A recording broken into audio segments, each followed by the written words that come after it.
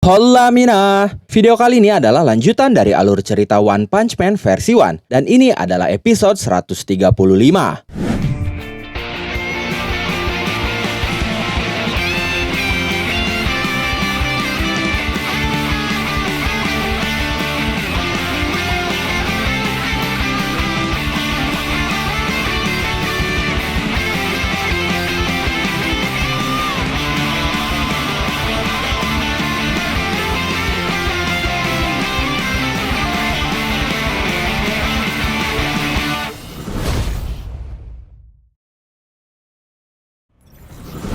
Sebelum masuk ke alur ceritanya, buat kalian yang kebetulan sering mampir tapi belum sempat subscribe, ayo luangin waktu 1 detik aja buat pencet tombol subscribe-nya sekarang juga. Kita sama-sama kawal channel ini, biar bisa segera menyentuh angka 100.000 subscriber. Terima kasih banyak buat dukungan luar biasa kalian selama ini. Oke, sekarang kita langsung masuk saja ke alur ceritanya. Let's go! Beralih ke Drive Knight yang sedang berada di atas gedung mengawasi pertempuran yang terjadi. Dari arah depan, dia melihat ada beberapa robot yang sedang terbang cepat ke arah kota. Drive Knight berkata, "Unit kelas atas ya? Ku tahu mereka pasti akan muncul." Kemudian robot-robot terbang itu bersiap untuk melepaskan serangan. Axel yang melihatnya sangat panik. Lalu tidak lama dari itu, serangan pun dilepaskan ke segala arah oleh robot-robot terbang itu. Serangannya mengarah juga kepada Axel. Tapi dengan menggunakan sepatu rodanya, dia berhasil menghindari serangan udara itu. Tapi serangannya menghancurkan area sekitar di mana para hunter sedang ada di sana. Axel mengkhawatirkan mereka. Dia langsung berteriak, "Hei, apa kalian baik-baik saja?" Lalu para hunters pun muncul dari puing-puing sambil berkata, "Kami baik-baik saja.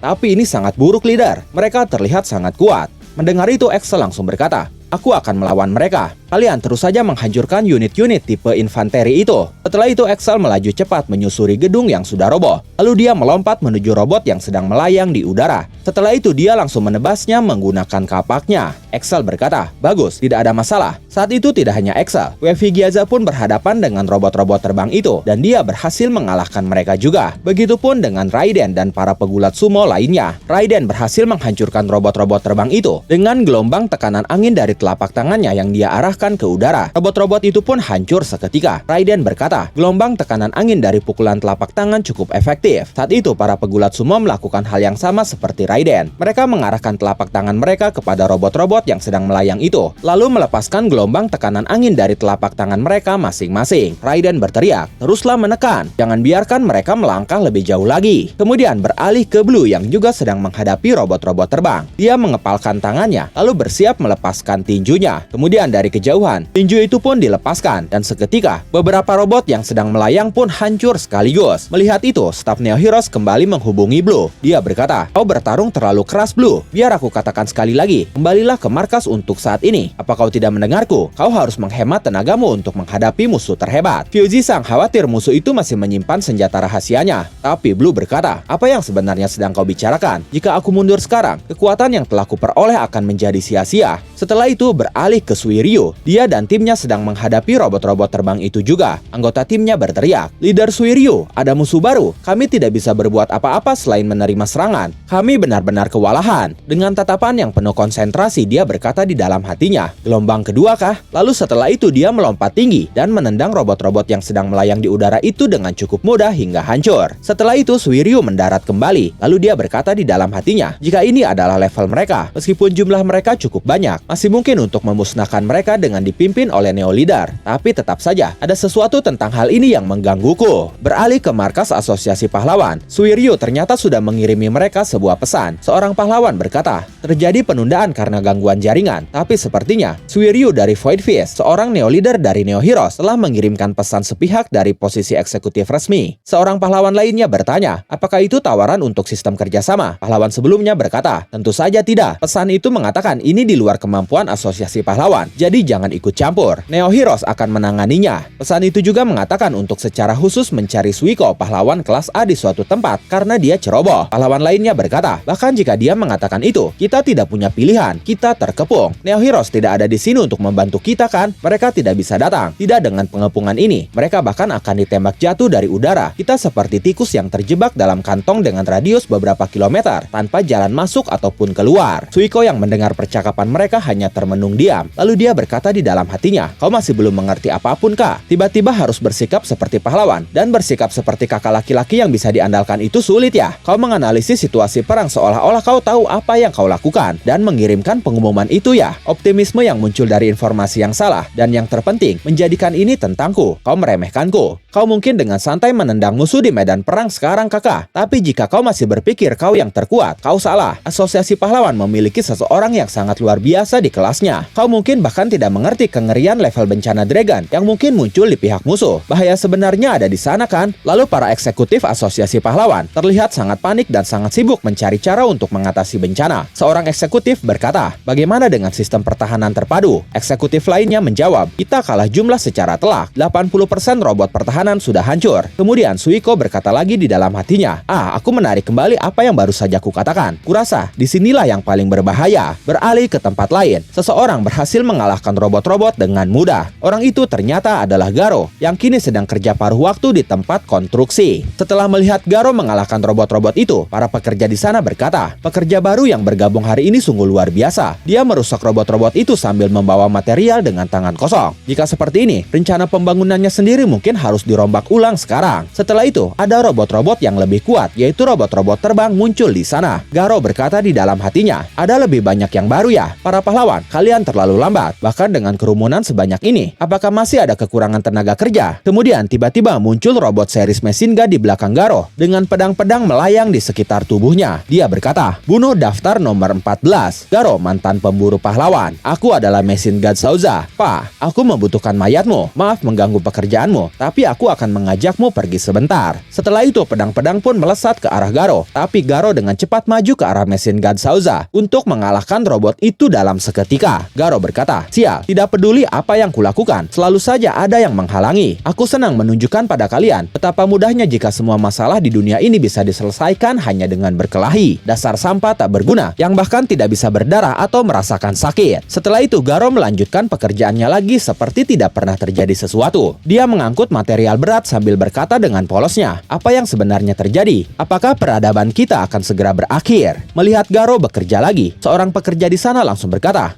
kenapa kau mencoba bekerja nak? Tidak ada kerja hari ini. Kita akan pergi ke tempat penampungan. Dan momen itu mengakhiri One Punch Man versi 1 episode 136 kali ini.